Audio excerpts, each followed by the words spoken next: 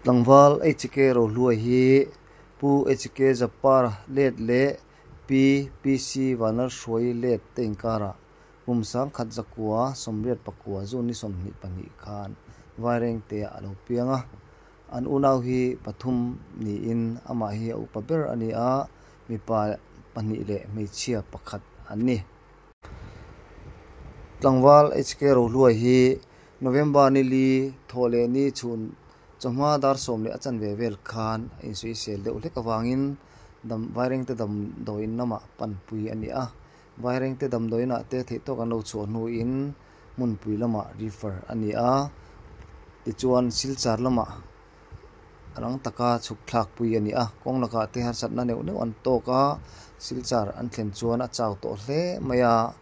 ICU te dalu ngal ani a tulang ang treatment anti nuwa this nili November sangni somni panga zandar som pani le achan ve khan adat nate tur lawin chatuan ram min pansanta ani tuna wareng te bi puitena alom ho na le awi program lim thla then katte ro thlir hawang u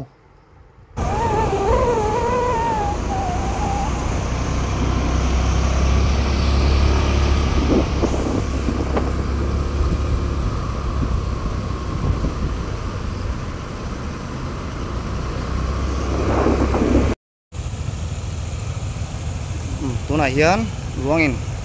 to chu ka ron thleng to a ole kal ro le thleng che join o kal tong o join ko chu nga chuan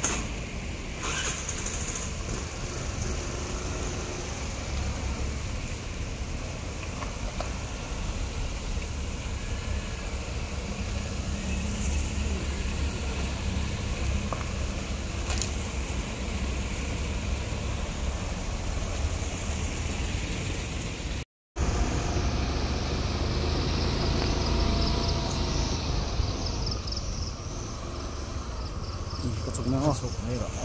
chụp rồi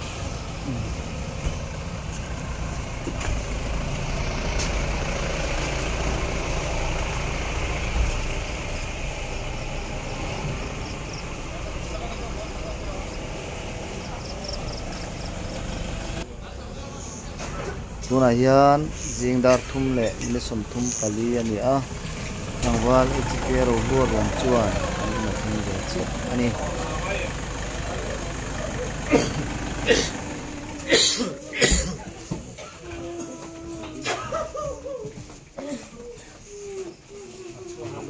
Tlangwal ro lua hi wareng te a hian P&E department a SDO in charge na chat ne ania hetia an boral thut mai hi staff tele patang mi te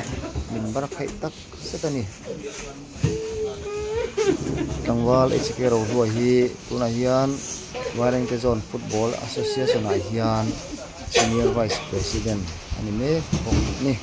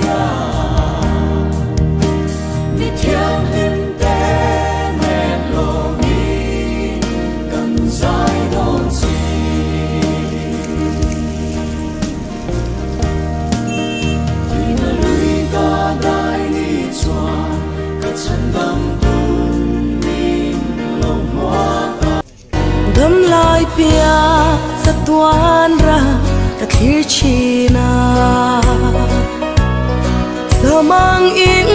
chen nu te kan in to le nge yang em zum pathia mal som tu le thot soi ngai lo kha ma ngai te ta na thia karing le lo ma ngai na partlanin darang kan lo len sa chi ma se he le hi song an se dong ram lo ni nung du kan chen tak te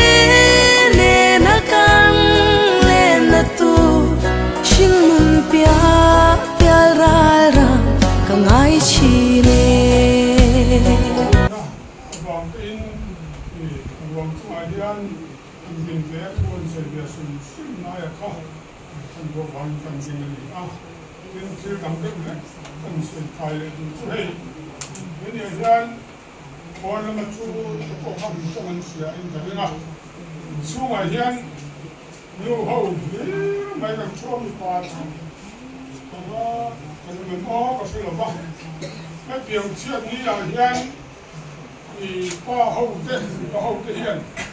Giờ của cái này của xã bên nhà hiện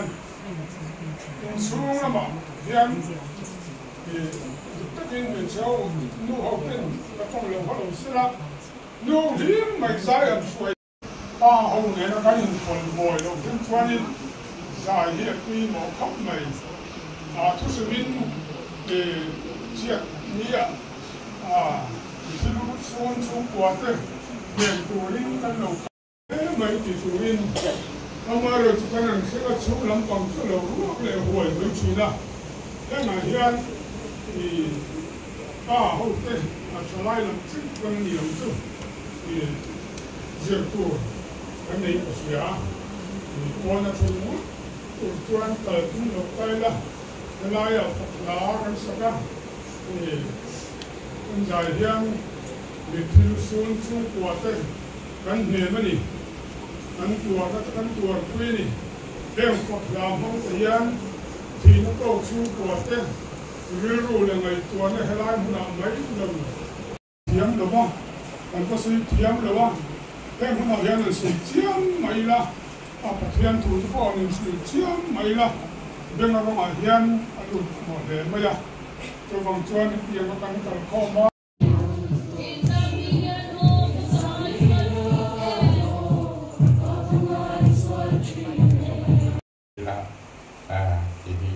rất là nè xuống từ trong rong làความông quỳnh tham quan sẽ chỉ ý trong trái là anh không thể khácกันsự như thế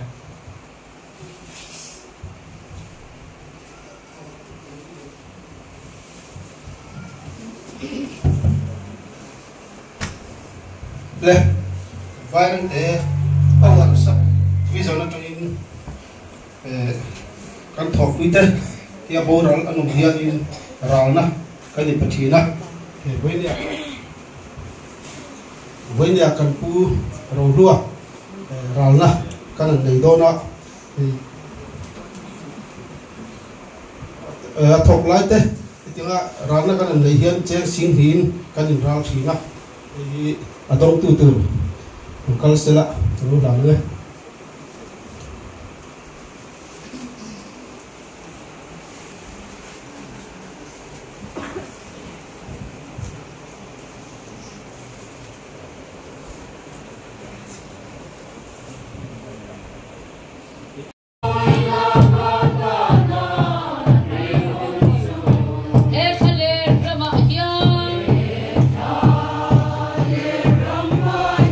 Nungain trap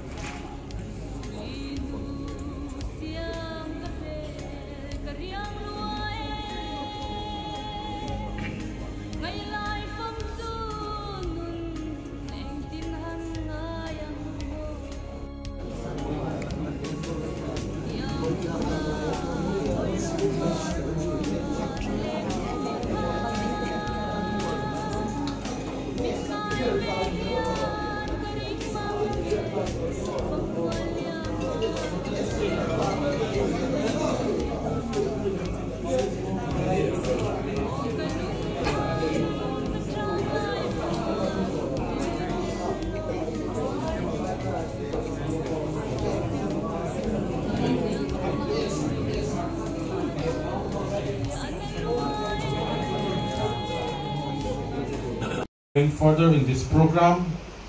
help us to concentrate, help us to be in peace. Is coming in Kandile. Amen. Sunko ayuin pulsa. Ulit kan sambungnya.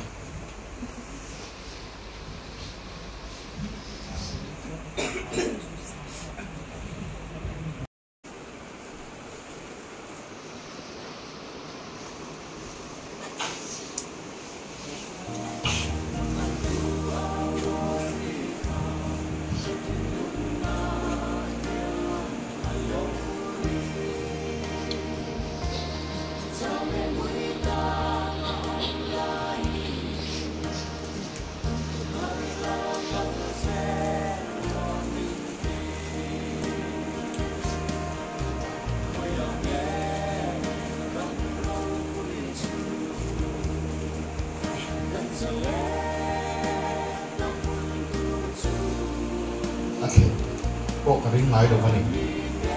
thì cần siết tố nó thì xuất hiện chưa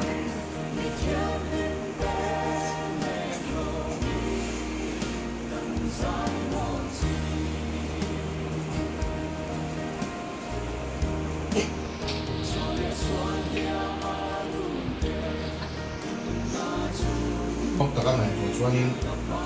cái mà phải chụp cassette thì được vào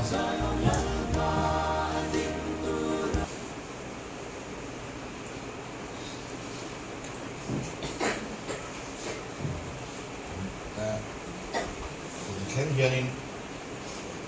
su kwayo ka din do chu ni ka soyamo ka tia ana ro chu u he bi ni to a ro chu a ka soy ve ngai ngai ni ka se a ding chua ka ni a kan soy de mo pok mai nga na ta chu na ta chu sang hi ni ka se ro tam ta kan ma nga ni min sun dar som pakhat som le linga ti cho ve khani ka ro at sao thu ta chu chu dam doi kan tlan thak pui ma la dam doi kan thlen khan chu het han serious ani lovani amai ro chu dikhanin dam doi na thok tu ten doctor ten drip te khai la khai zwa mun pui lama in kal mai don ni min tia ti chuanin drip te kan khai zova laidar ni le ti vel ni ka hret so lo chuanin silchar lam kan pana silchar kan pan ko ngai tlep jun kan buai ve de le ka am silchar po kan kheng har ve de le ka pong la ka luak tenan bai le a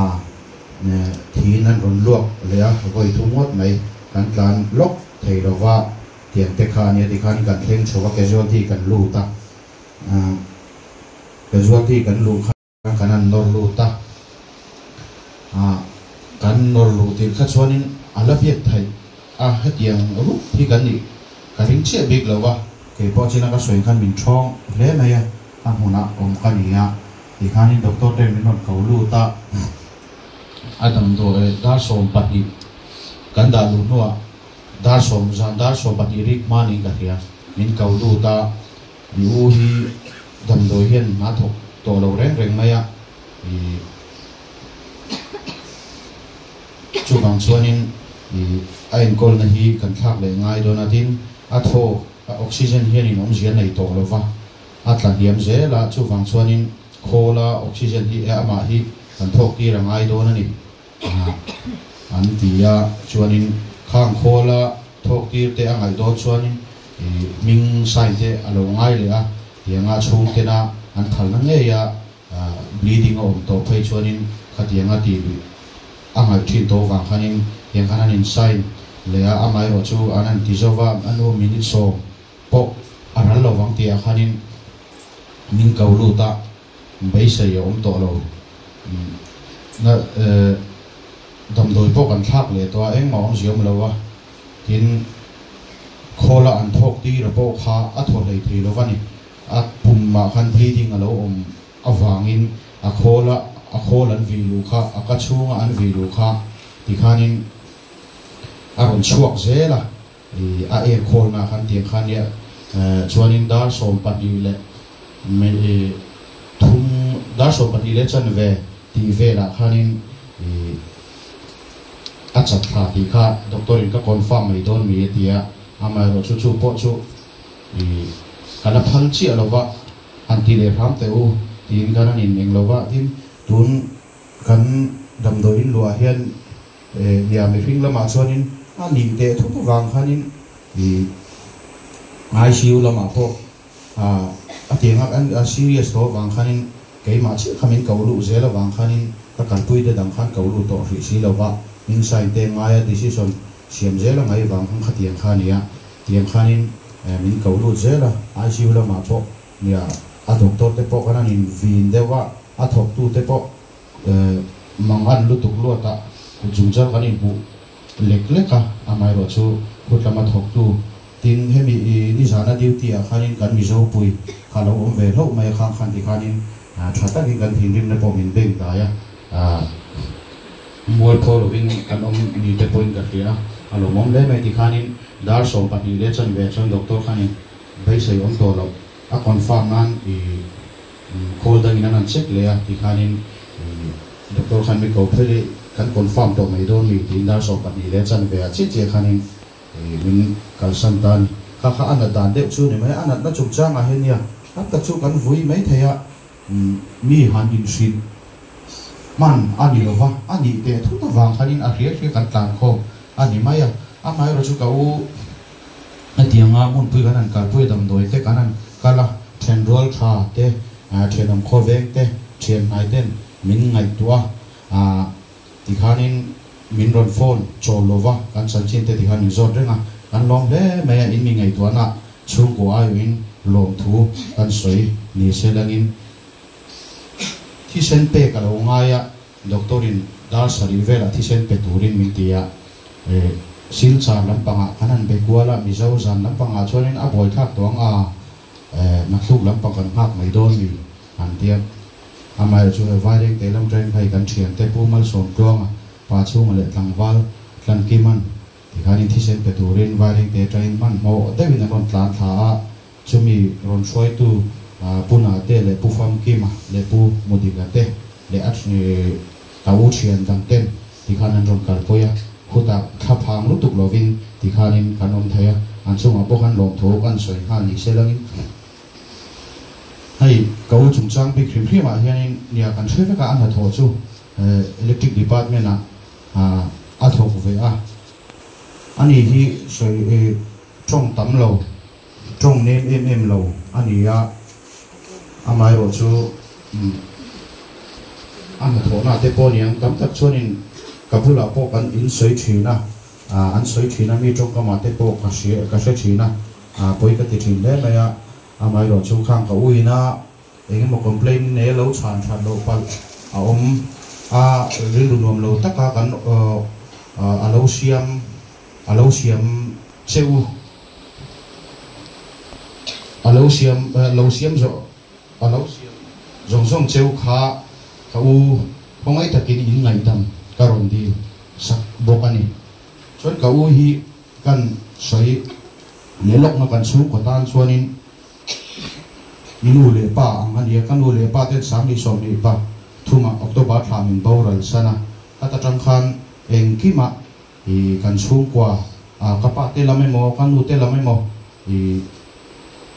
nu le pachan acham thiam ang reng khop maya hai om min kal san ta chu ni maya han ngai tua chian chuanin bei adong rumin ka ria tin ke ma tan thai chuanin tun hun ka thlen theng le rual ka pol theng na mi ba ka thil ka nai theng na hi ani veni ka tan hianin san ka chan na sa le bikin ka ria ama wanga rual pol thei kani ti te boka kan soi lam ve du sim ani chu chona to bera chuanin in hun me tak senga ka u ruang zan lai ro mok tu zong te chunga le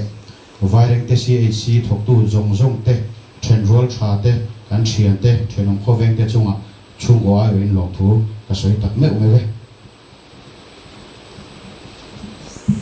program bo se tu te chu ma wang thu sai kan soi se dia tu kan video tu kina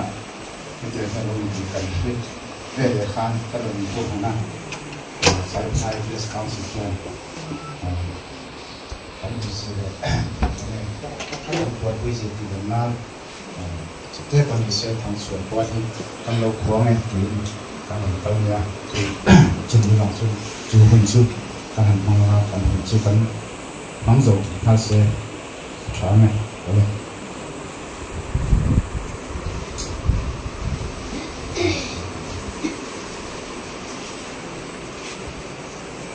pura pura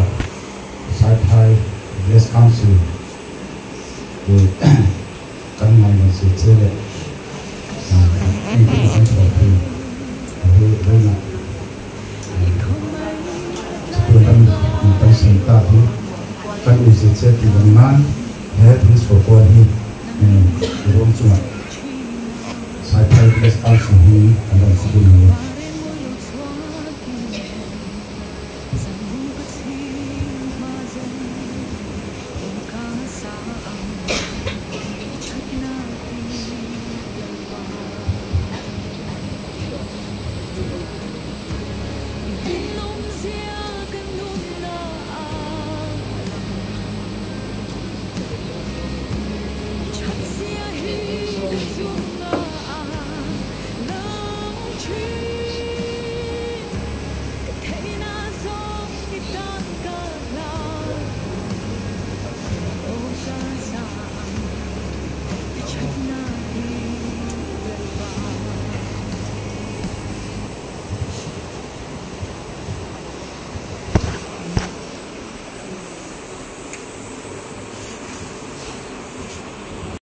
reng nei lo te anga in lungai lo nan mu hil te chanchin in shiat lo kan tu lo ve iswa athi a atho de ta ti kan ring si chuan iswa a mu hil tho te chu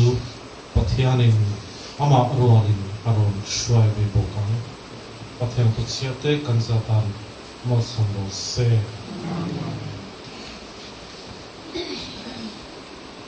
voi na hian thinlung ritak lungai na le chan thailo zot na te phorin heta hian kan in khomani tlangwal bonal hi ashong zuan le nunain akhata ruaman na te le mumang te le beksena tenen chuan tuna chuan rang takin ato ta nin alanga phetian hun lai hian thumal hi atlem lutuka min man tu nat na chu thunun pheilo ang mai alang tin chuti sing po chuan kan thim zinga hian pathian thu eng lam kan hoya chu chuan kan sha thiam na a ho cham point be sena attention Thessalonica khwa mi ten hena pola thu soi hian Christianin thina chungchanga athi dang lam tak chu min shia no ti ani a anu hanin ama ko oina hian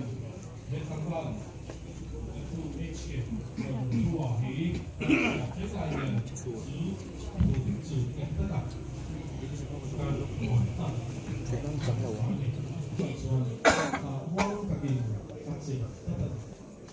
Patian rohan na ahian accident council ahun lai kan hu thei lo emo om sia kan nei thei lo lai pohin akhongai na chu kan ring thei ani a he tlang hian rin na nun a nun puite le min nei na hoi renga athi ti te le a huai sen na te anui te hen zong hi atsunga pathian eng lo swa sin sia na ani a johana bung sompali ahian i suang ziti te chu an buai le paula hun lai khan thawan na thu asoi a in thilung te chu lungai su se pathian ringula keipo ringu kapa ina hian chenna hun tam tak a om ani tin heng thu te hian nun hi thana atop lo ti min sha non te ani a thina hi top na ani lo kan Christian te tan ring tu te tan thina hi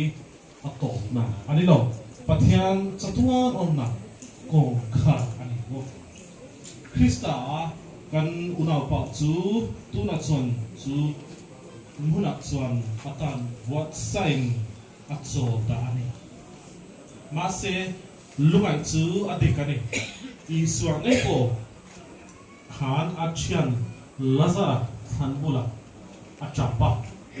kan bitui hi rinna chaklo ti nani lovin ngai na ani ha kan ti cheu chu kan lungai na hian ngai lo bang ti aptia ani kan ho to kan ngai tua ang hian Kristan tun la ya lung tu la min ko na nun hi i ngai tua ve bok mu in pe taka om turin min ko wa zalen taka ngai tu le ngai dam chuai turin min ko ani tu man no pan la ya thi lam photson an be se lo wa ma se ho le na hi tu rin tak ani ba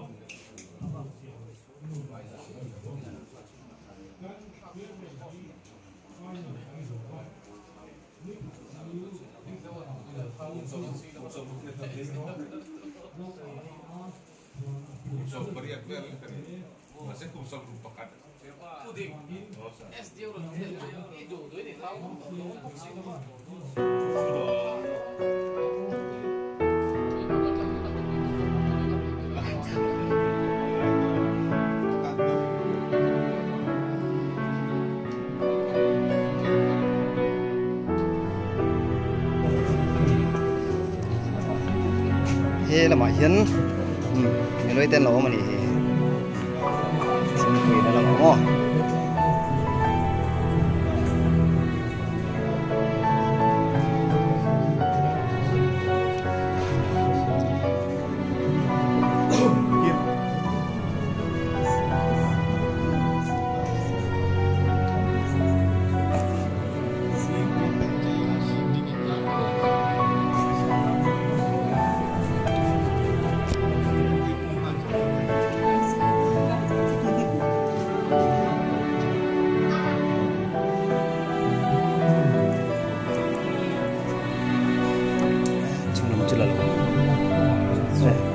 là về thường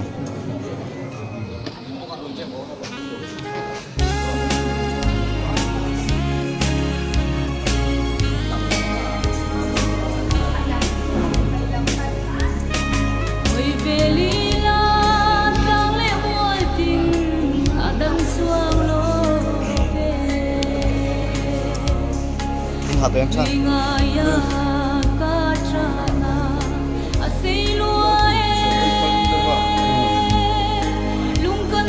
biến trở thành mảng sẽ tỏ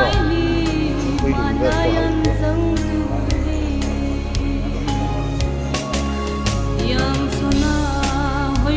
hậu hiện president mà về France president đủ to lâu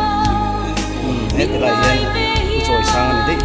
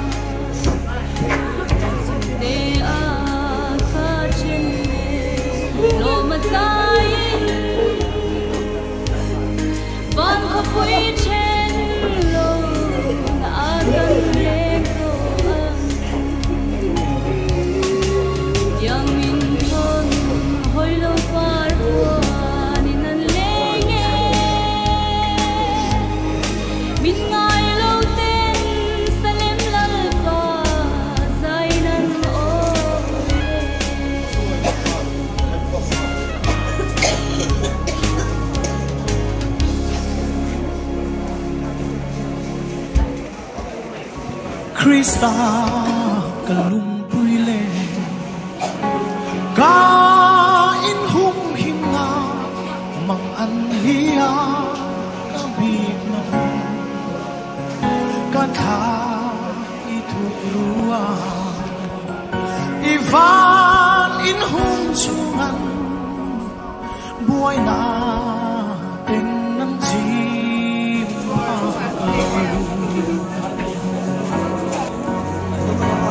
khi bùi lâu sang mà sẽ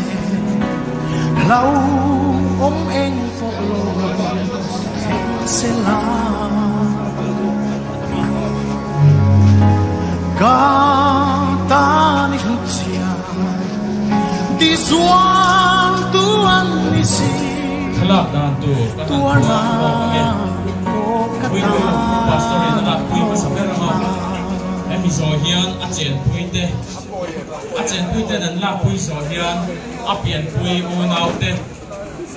a pian pui u nau khu ta mo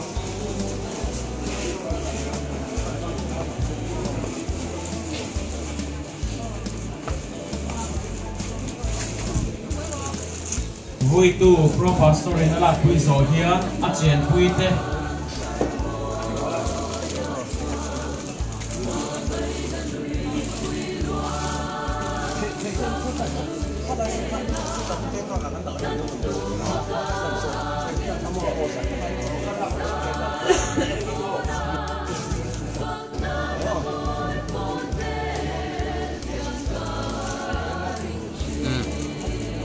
Pian pui u nau te a pian pui u nau te nan la pui so hian Victor la nun pro nga ta chung kwa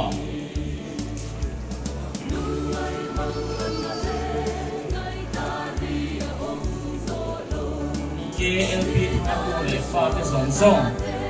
HKLP tha ku le fa te song song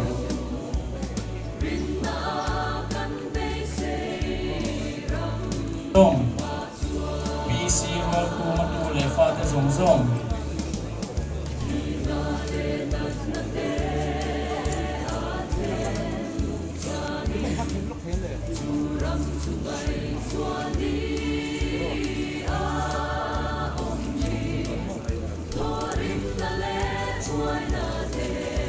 ACC Royal Kuma tu le Fate Zong Zong.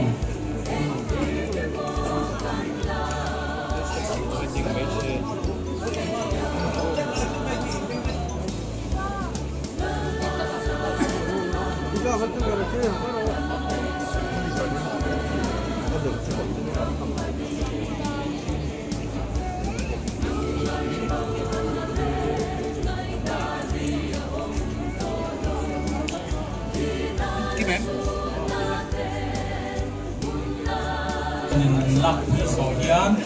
wal kwa atanga P&E department local Zong Zong.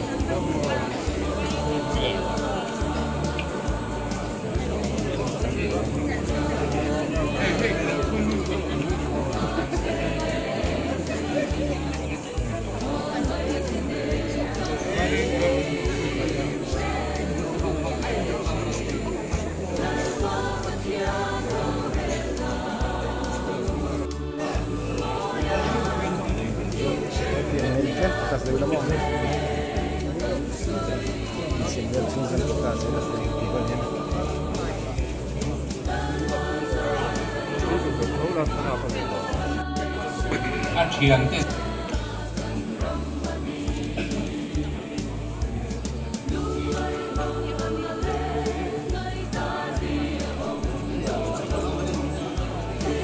Zong hian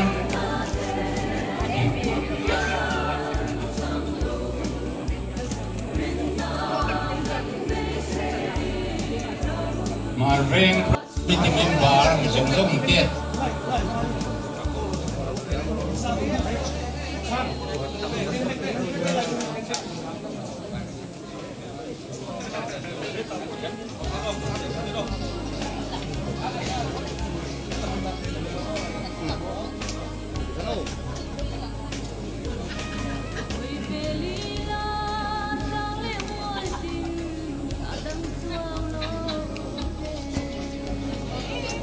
Marveng branch UIMF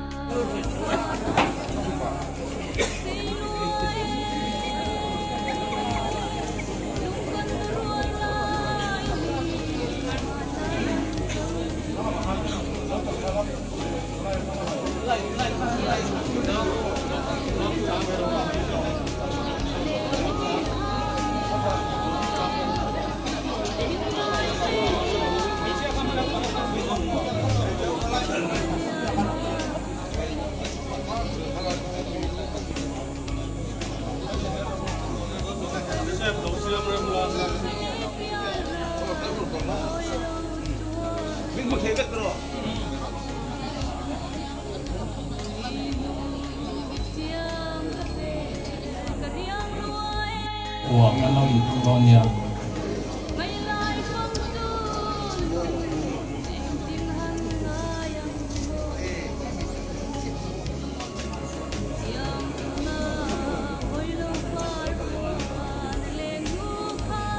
HK Kamale tu le Fate Zong Zong HK Kamale tu le Fate Zong Zong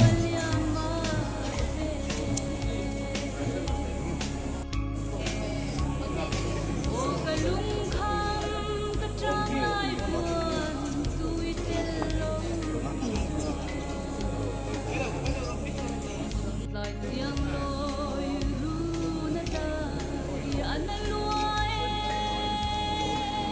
action pa ate aizol in alak pulo mate chung kwa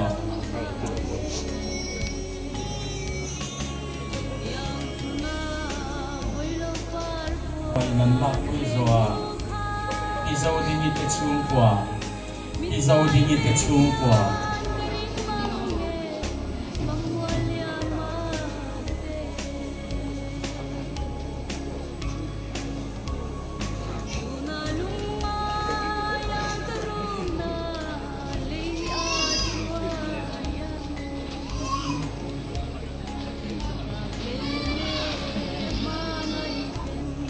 action om kovengte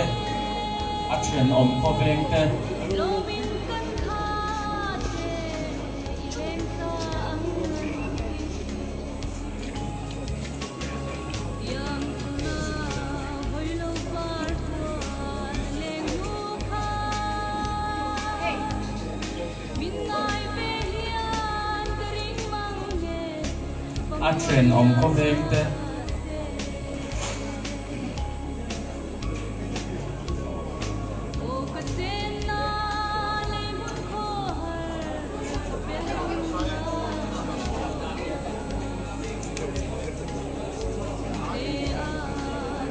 Violent Pastor via Zai Polten and La Puizogia,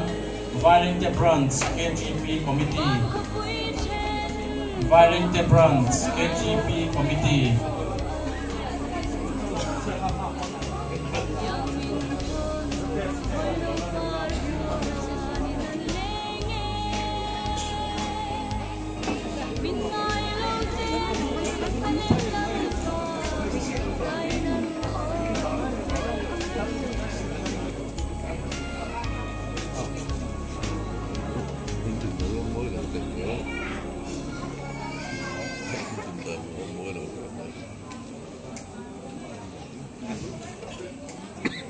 Violent Brands, KGP Committee.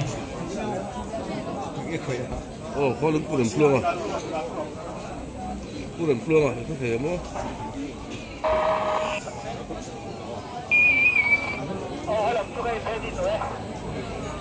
Khác ấn là dấu cho nó là suốt dấu cho nó.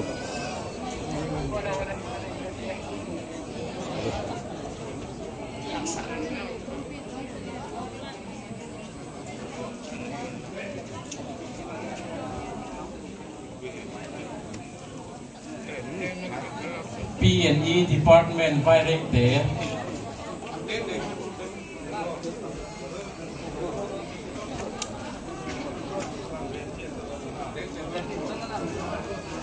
Không phải phải cán tiền ha.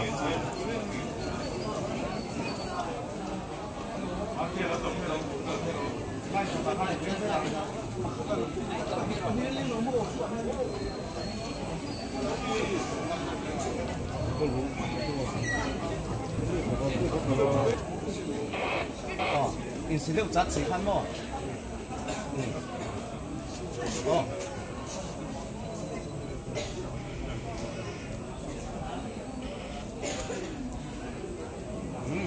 哦。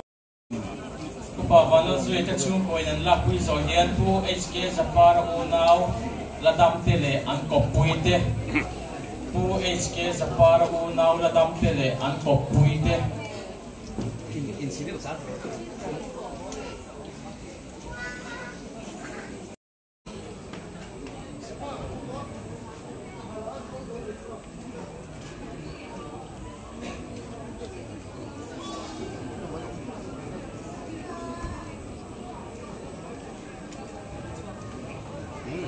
College governing body. As governing body, then unlock puizo hian Sci-Fi atanga VC local te. Sci-Fi atanga VC local te. College governing body, then unlock puizo hian Sci-Fi atanga VC local te.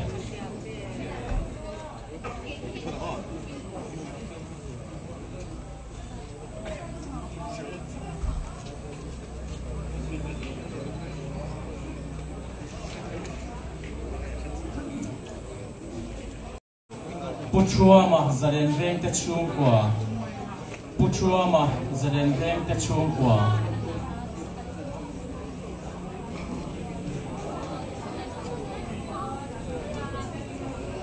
đến về cái chuông của nên là quý rồi hiền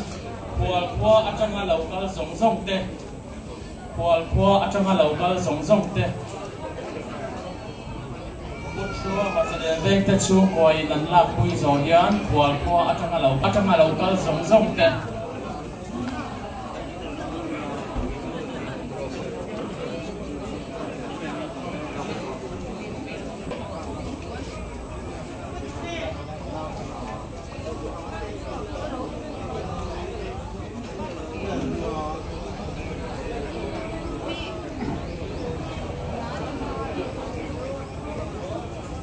Cua tao có con sống sung cơ.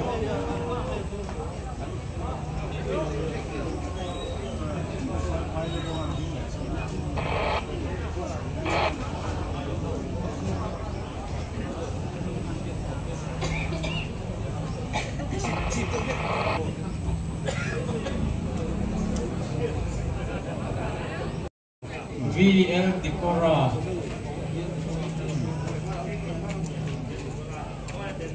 VL Decora ten an lak pui zo hian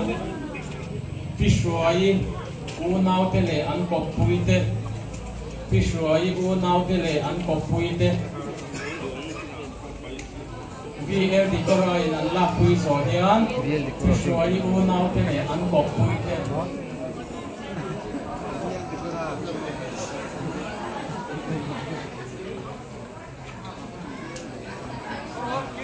Đấy, cái lỗ lăng xuống, cái lỗ lăng xuống, cái lỗ lăng xuống, cái lỗ, quay.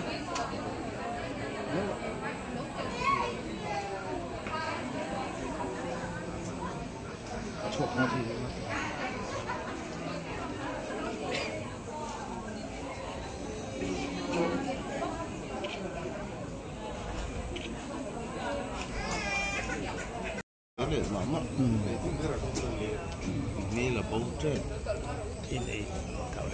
Marvin Brands, YMA Committee, Tele Section Committee, Ten Ahuang, Kanola, Zon Tap to Ranian. Boss,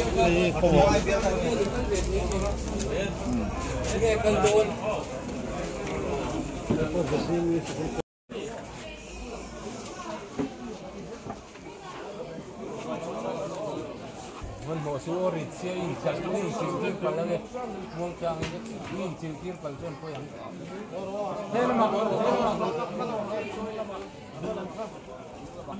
อันนี้ละมาซอยยังไงเฮ้ยละมาผมชอบที่รู้อันนี้ละ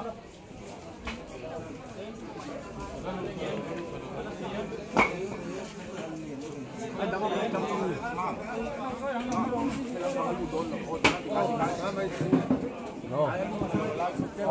Poi non puoi dire uso mai di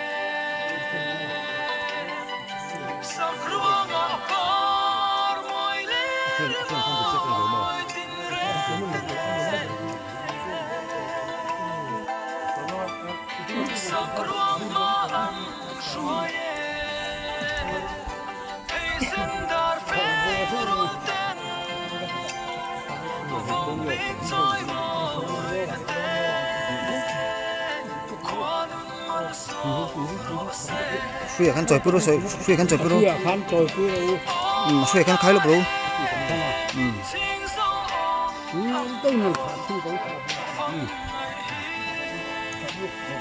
rồi mà lên đón khá lên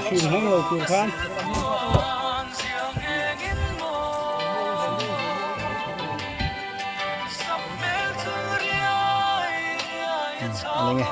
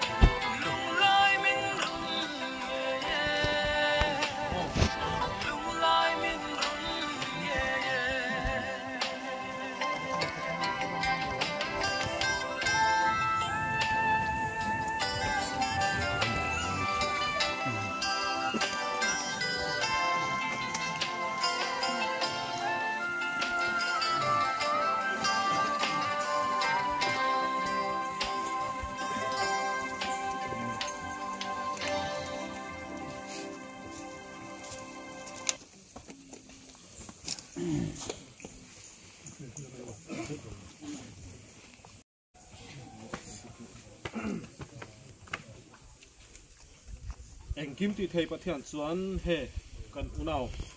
u HK lol rol thua thì lá cái lô rem tì ta a suvangin kan lal pai so Christa zara cho tua nun na chang tu ra tho le be se na chu hing lo topa chel tatin atak sa hi le chunga le chu le ya vai vut ta kan da ta ni kan omna leya in hi chiat masela vana in kuta saklo chatwa na omtur pathian hena cha in hetchu kan nei ti kan she sia tin vana tangin o kashia tun huwa chuan mithi lalpa a thi te chu aneng a tholang an tho shimna te chu an chol sang tawang an thil ti te chuan aron zui vedon sia tharavin ati anril cham le to lovanga antui hal le to hek lovang ni in am hek lovanga lum reng point ati shayom hek lovang beram no lal chuthalaya om chu an veng tu anianga nunna tui khura te ashwayang pathianin an mi tata mit tui zong ashu fai tawang pathiana su chiate kanza tan mol sum rose amen ka chong chai nga chumi zo lal pa chong chai nen kan chin don nia chong chai u Heavenly Father, we are coming before you again with humility, with heavy heart and heavy laden. This moment, Father, we are here to return the mortal remains of our beloved brother H.K. Lalro Hua to the soil, to the dust from which you have created him in the days past. Father, our hearts are heavy, we are sad and broken indeed, but Father, as we believe in you, as we believe in your grace that you have bestowed upon all of us through your Son, our Lord Jesus Christ, we have a hope of resurrection one day. Therefore, Father, we commit ourselves, this entire bereaved community, into your hands. Continue to dwell with us. Continue to shower the heavenly peace that surpasses all human understanding upon all of us. As we disperse from here, abide with us, keep us safe and sound under the wings of protection. Isu am hingin kandile. Amen.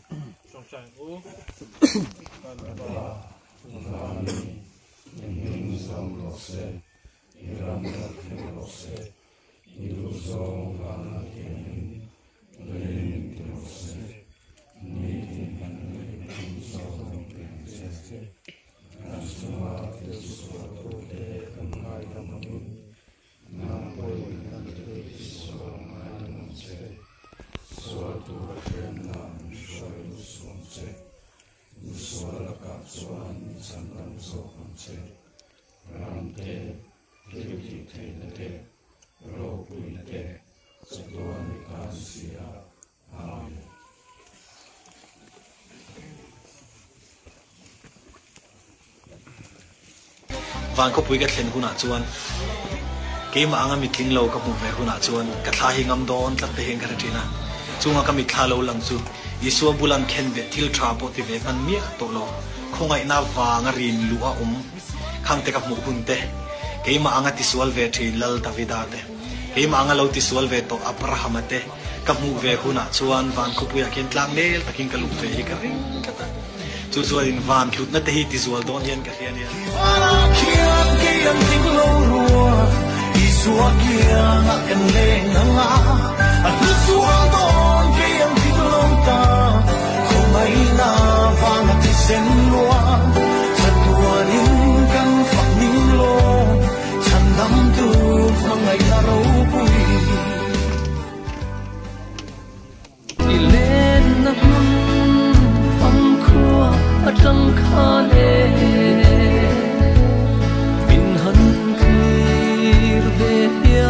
Karing thin che rao ka talin han khi rang che o eng kim mai hian lai kha min phale i hun kha le i sun i hu pen om har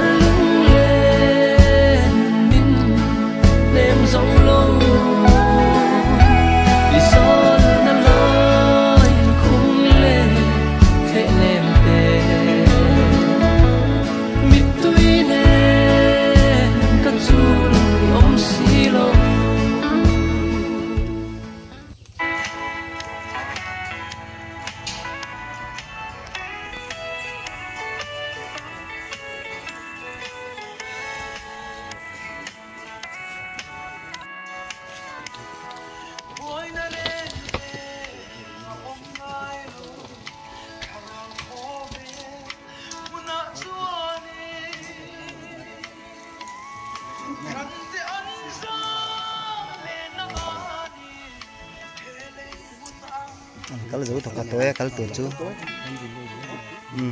kal tur chu kal zo to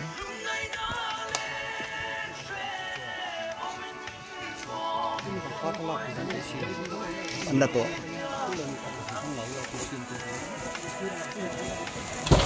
di kan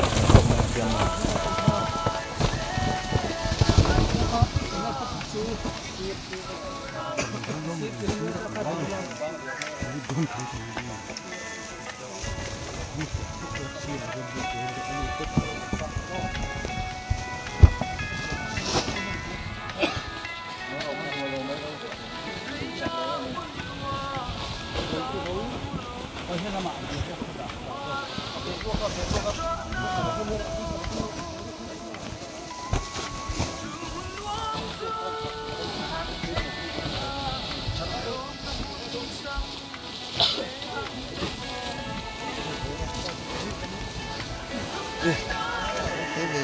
em computer à yên em em xin tiền có phone nó có vô để xem nó play thì ví dụ như em chỉ cái nào là chắc chắn đó yes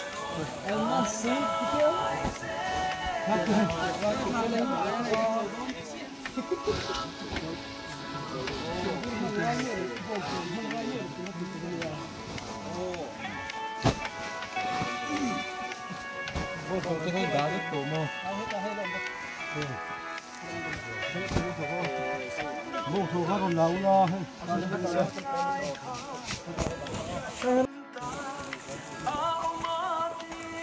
xin lỗi anh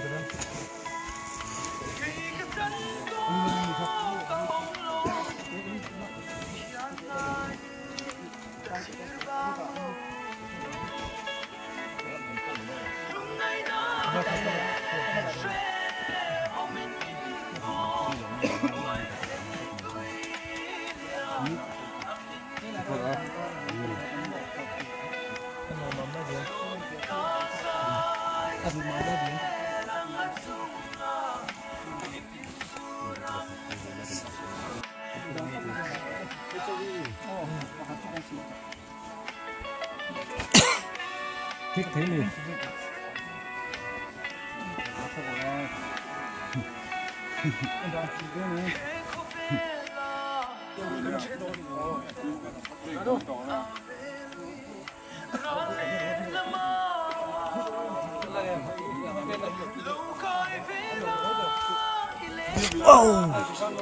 rất là tự về.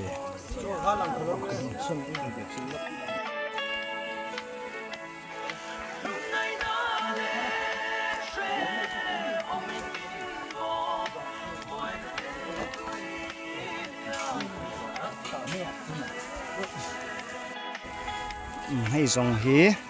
rồi lúc pola cần cover thấy chú anh ấy bữa trăng á tuột khi ngã lâu tiệt dòng sông tu tới chú á rồi thu bằng suy